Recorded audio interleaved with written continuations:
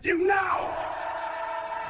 Long before the white men crossed the great waters, and long before roads cut through forests like once, there stood a powerful Igbo kingdom known as Umuacham. It was a land blessed by the gods, red earth fertile enough to feed generations, rivers that sang through the valleys, and forests thick with ancient spirits. Palm trees stood tall like guardians, and the people believed that as long as they honored the gods and their ancestors, Umuacham would never fall. But it said among the elders that when a land began to forget kindness, the spirits withdrew their hands. The race of King Obiajulu. King Obiajulu did not always sit on the throne of Umuacham. As a young, Obiajulu was quiet and observant. He spoke little but listened much. His father, King Eze Madabuchi, was a wise ruler whose regime was remembered for peace and fearless. Under Madabuchi, the people farmed without fear, traders passed freely through the market, and justice was balanced like a well-held scale.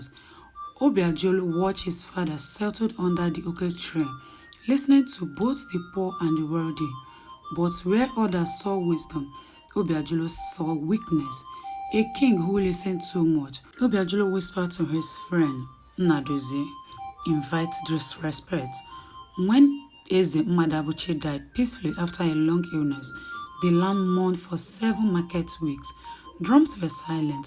Even birds seemed to sing softly. Obiajulu ascended the throne amid chants and rituals. The elders anointed him with sacred oil, and the Dibia declared, "Rule with justice, and your regime shall be long." Obiajulu bowed his head, but his heart was already hardened. The first signs. At first, people noticed little changes. King Obiajulu doubled the palace guards. He surrendered himself with warriors instead of elders. The palace gates, once open during daylight, were shut and guarded with spears.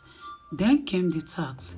Farmers were ordered to surrender half their harvest. Traders paid to tolls at every road. When the elders protested, Obiajulu laughed. "Does the land not belong to the king?" he asked. "And does the yam not grow because the king allows the rains?" One elder, Okoro, dared to speak boldly. "A king is a servant of the land, not its owner." Obiajulu ordered him flogged in the village square. That night thunder rolled through the sky, blood on sacred ground. The true wickedness of the king Obiajulu revealed itself during the New Yam festival. Traditionally, no blood was spilled during the festival. Even quarrels were forbidden. But that year, a young hunter named Chukwudi accidentally stepped on the king's royal clothes while dancing. It was a mistake. The boy fell to his knee immediately. The crowd waited for mercy. Instead, Obiajulu stood. Disrespect must be washed with blood. Before anyone could stop him, the king ordered Chukwudi beheaded right there on the sacred ground. The crowd whispered. Women screamed. The priests dropped their staffs. Blood soaked into earth meant for celebration. That night, elders dreamt of cracked earth and dying trees. Obiajulu had many wives, but his first queen, Queen Ifunanya, was different. She was kind, soft-spoken, and loved by the people. She often fed the widows and spoke gently to the king. A throne built on fear will shake. She warned him one night. Obiajulu's eyes darkened. Weeks later, Queen Ifunanya vanished. The king claimed she had returned to her father's house, but no one saw her leave. No funeral rites were held. Her haunts remained sealed. From that day, the palace walls seemed cold. As Obiajulu grew to grow, the land began to suffer. Rains came late. Crops died. Children fell sick. Hunters returned empty-handed. The river Mary Obiara turned muddy and bitter. The Dibia consulted the oracle. The message was clear. The land rejects its king. The elders approached Obiajulu carefully. "Great king," they said, kneeling. "The gods are angry. Make peace." Obiajulu roared with laughter. "I am the god of this land." That night, lightning struck the royal palm tree and split it into two. Sacrifice without mercy to prove his power. Obiajulu demanded for sacrifice not animals but people. Each village was ordered to send a child to appease the gods. Mothers cried. Fathers hid their sons in the forest.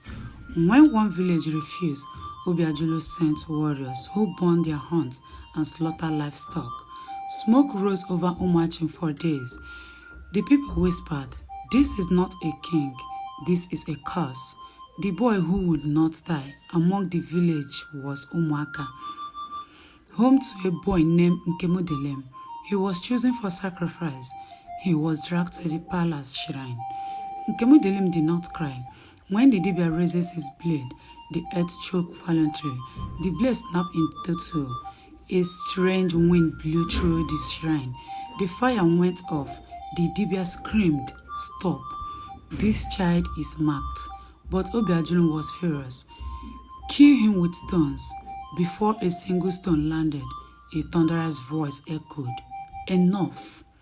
The sky darkened. The guards dropped their weapons and fled. Nkemudelem disappeared, vanished like smoke. From that day, Obiajulu slept poorly every night. Obiajulu dreamt of a throne sinking into blood. He saw Queen Ifunanya staring at him. Her eyes hellowed. "You fill the land with cruelty," she whispered. "Now the land will feed on you." He woke up screaming. But by the day, he grew more furious. Hunger united the people. Villagers formed secret alliances. Warriors who once served Obiajulu defeated the elders, went word to Nkemudelem. Now, rumored to live in the sacred forest with the spirits. On the night of the new moon, the people rose. Drums thundered not in celebration, but in rebellion. The palace gates fell. Obiajulu ran to the shrine, screaming to the gods he had mocked.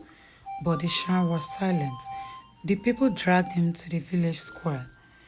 No one touched him at first. They simply looked. Then, Mr. Okoro, the man he flogged, spoke. "You ruled without mercy. Now face the justice." Obiajulu begged. The land trembled once more. Suddenly, the ground opened beneath him. He screamed as he sank slowly into the earth, swallowed by the land he had abused. The ground closed. Silence fell. Rain fell the next morning. Gentle healing rain. Crops recovered. Rivers cleared. Birds returned. The elders crowded no king for a long time. Instead, they rode together. And among the Igbo, a saying was born: a king who drinks blood will soak on the earth. To this day, elders want children. Power without compassion invites the anger of the land. And somewhere beneath Umuachim, they say, a wicked king still screams, forever buried by the soul he betrayed.